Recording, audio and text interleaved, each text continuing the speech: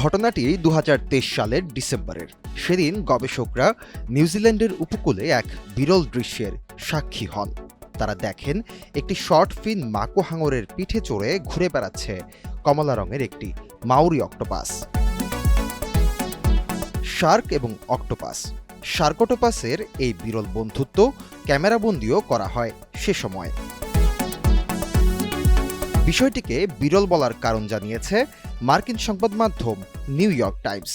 এক প্রতিবেদনে তারা বলছে, মাউরি অক্টোপাস দক্ষিণ গোলার্ধের সবচেয়ে বড় অক্টোপাস প্রজাতি। এটি সাধারণত সমুদ্রের তলদেশে বাস করে, আর হাঙরটি একটি শর্ট ফিন মাকো হাঙর, যা খুব কমই সমুদ্রের তলদেশে যায়। এই ঈদে জামা জুতো অ্যাক্সেসরিজের ডিসকাউন্ট। তাই এই হাঙর ও এই অক্টোপাসের একসাথে ঘোরাঘুরি বিশেষভাবে অস্বাভাবিক। কিভাবে মাউরি অক্টোপাসটি শর্ট ফিন মাকো হাঙরের পিঠে চড়ল সেটি আজও রহস্যময়।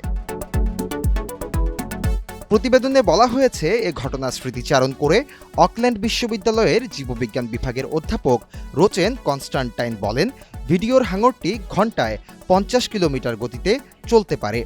তাই অক্টোপাসটির জন্য এটি নিশ্চয়ই একটি উত্তেজনাপূর্ণ অভিজ্ঞতা ছিল। সমুদ্রের তলদেশের জীবন যে রহস্যে ঘেরা, তারই আরেকটি উদাহরণ এই অস্বাভাবিক ঘটনাটি। গবেষকরা বলছেন, সমুদ্র ও এর বাস্তুতন্ত্র সম্পর্কে মানুষের জ্ঞান এখনও অসম্পূর্ণ।